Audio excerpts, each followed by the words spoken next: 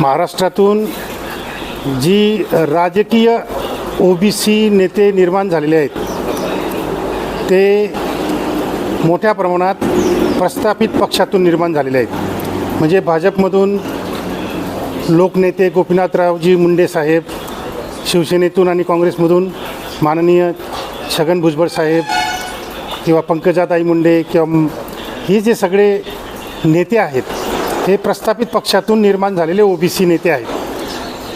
हे ओबीसी नेते तोपर्यंतच त्यांच्या पक्षांना गोड लागत होते जोपर्यंत ओबीसी मतदान त्यांना मोठ्या प्रमाणात मिळत होतं. आणि हे ओबीसी नेते मुख्यमंत्री पदासारख्या मोठ्या पदाकडे लक्ष देत नव्हते किंवा मागत नव्हते. म्हणजे हे ओबीसी नेते जोपर्यंत साधं आमदार किंवा साधं मंत्री राहून काम करत होते पक्षासाठी की ज्याच्यामुळे त्यांना ओबीसी मतदान मोठ्या प्रमाणात या प्रस्थापित पक्षांना मिळत होतं, तोपर्यंत हे ओबीसी नेते त्यांना गोड लागत होते.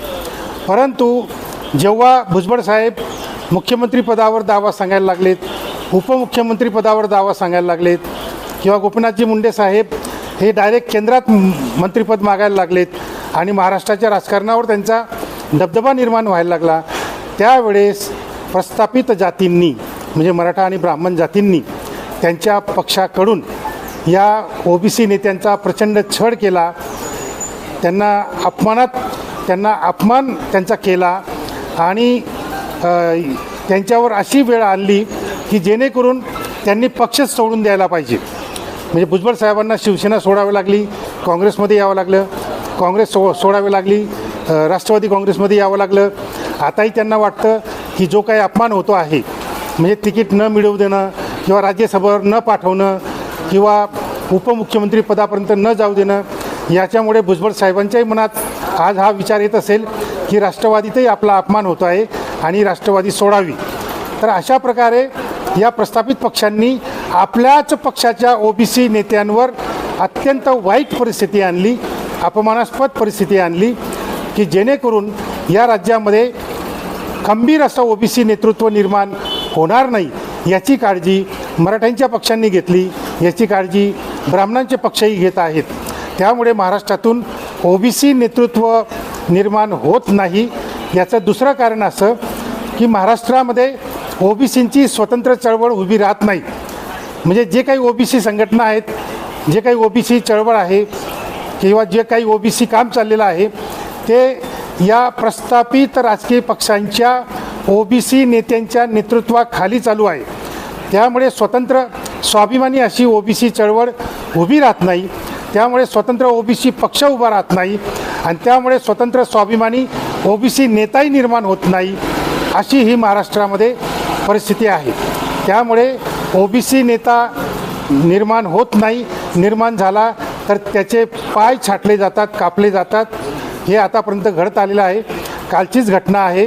प्राध्यापक सत्संग मुंडे हे या जालना आणि बीड जिल्ह्यामध्ये काँग्रेसमध्ये त्यांच्या 2 पिढ्या गेल्यात. त्यांचे वडील डॉक्टर नारायणराव मुंडे हे काँग्रेसचे आमदार होते आणि अनेक वर्ष हे वडील पण आणि मुलगा पण या इकडच्या परिसरामध्ये मराठवाड्यामध्ये काँग्रेसचा प्रचार प्रसार करण्यासाठी त्यांनी रक्त आटवलेलं आहे. एवढं सगळं काम करूनही केवळ विधानसभेच्या निवडणुकांमध्ये आपल्याला हे मुंडे परिवार आपल्याला धोका निर्माण करतील मराठ्यांच्या उमेदवाराला, या भीतीपोटी काँग्रेसने कालच प्राध्यापक सत्संग मुंडे आणि त्यांच्या वडिलांना पक्षातून निलंबित केलेलं आहे. ही अत्यंत भयानक घटना आहे आणि ओबीसींच्या कमरेत बसलेली फार मोठी लात आहे, हे आपण लक्षात घेतलं पाहिजे. त्यामुळे दिल्लीत काय, मुंबईत काय, गल्लीतसुद्धा ओबीसी नेत्याला उभं राहू दिलं जात नाही, हे प्राध्यापक सत्संग मुंडेच्या उदाहरणावरून आपल्याला समजतं. लोकसभेमधून ओबीसी समाजाने काय बोलले? लोकसभेमध्ये एक महत्त्वाचा निष्कर्ष असा निघाला आहे की ओबीसी उमेदवार जर प्रस्थापित पक्षाकडून तिकीट घेऊन जर उभा राहिला तर हे मराठे आणि ब्राह्मण एकत्र येऊन त्या ओबीसी उमेदवाराला पाडतात आणि त्याचा स्वतःचा पक्ष त्या ओबीसी उमेदवाराला पाडायला कारणीभूत होतो. हे आपण जानकर साहेबांच्या उदाहरणावरून समजू शकतो, पंकजाताई मुंडेंच्या उदाहरणावरून समजू शकतो आणि भुजबळ साहेबांना तर तिकीटच मिळवलं नाही, म्हणजे लढाई सुरू होण्याच्या आधीच त्यांना चितपट करून टाकलं. तर ओबीसी